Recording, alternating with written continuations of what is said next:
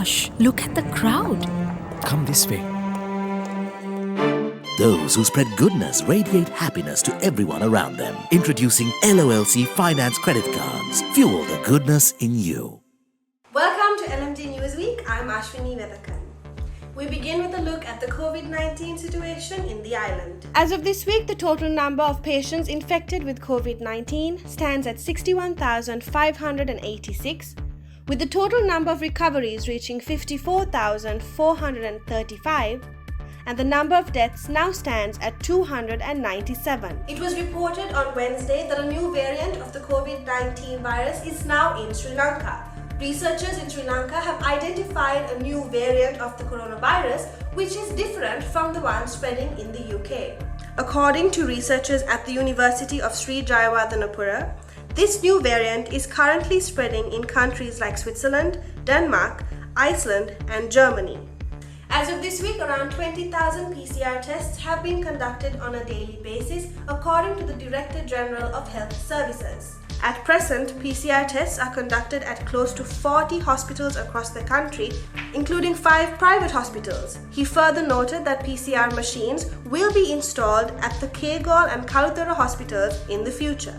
Meanwhile, the COVID-19 inoculation process in Sri Lanka began today, with frontline healthcare workers, including the Triforces and police, receiving the jab, as the first consignment of vaccines from India reached the country on Thursday. The Prime Minister on Tuesday instructed officials to take action to expedite the repatriation of Sri Lankan immigrants who wish to return to the island. It was pointed out by a state minister that a large number of Sri Lankan migrants who face economic difficulties are eagerly waiting to return home. To which the Prime Minister responded that the matter would be discussed with the National Operations Centre for Prevention of COVID-19 and the repatriation would be facilitated for migrant workers. And now for a roundup of local news. The Foundation for People's Rights Protection has requested the government to set a maximum retail price for raw turmeric, which has been used as an antiseptic since the ancient times. Close to 1,370 hectares of land has been cultivated for turmeric throughout the island, and a harvest of 25,000 metric tons of raw turmeric is expected this year. On Tuesday, it was reported that the Sri Lankan government had decided to commence diplomatic ties with Liechtenstein, a Central European country with a population of less than 40,000. The decision was announced by the Government Information Department along with other weekly cabinet decisions.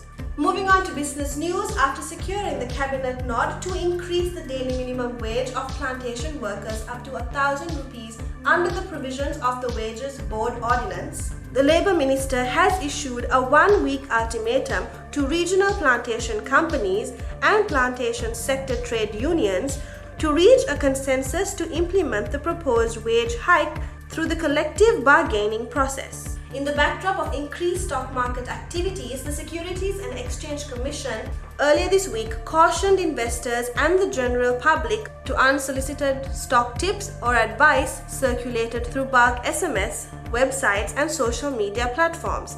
The SEC has noted that these messages have been directed at investors and the general public, recommending dealing in particular stocks of listed companies, indicating target prices and providing misleading false information relating to listed companies and inducing to deal in such stocks. The Minister of Energy reiterated the assurance of energy security and self-sufficiency requirements in the country while addressing employees of a private oil company on Wednesday.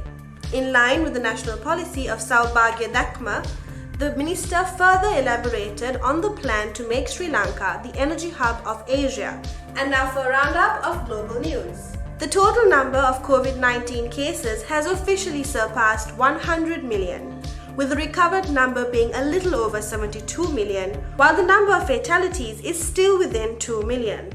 The US Small Business Administration on Tuesday said it had approved 400,000 more pandemic relief loans worth $35 billion and was trying to fix issues and operational snags with the program raised by lenders.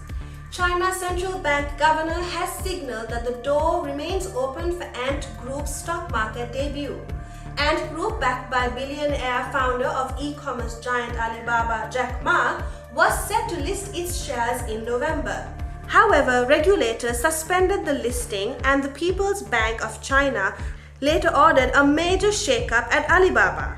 But as for this week, China's central bank governor has suggested that Ant Group's share market listing could be reconsidered under the right circumstances.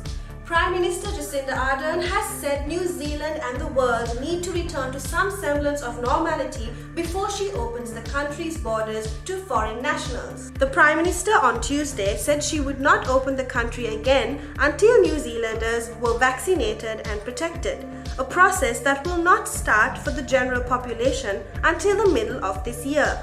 Wrapping things up, we look at the world of sports. Pakistan beat South Africa in an enthralling test match played in Karachi.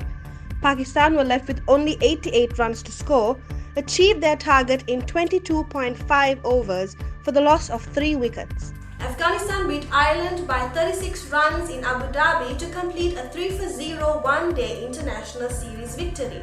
With the series part of the World Cup Super League, the defeat was a big blow to Ireland's hope of making the 2023 tournament. That's all the news we have for you this week. Don't forget to subscribe to our YouTube channel and follow us on Facebook and Twitter. Thank you for watching and stay safe.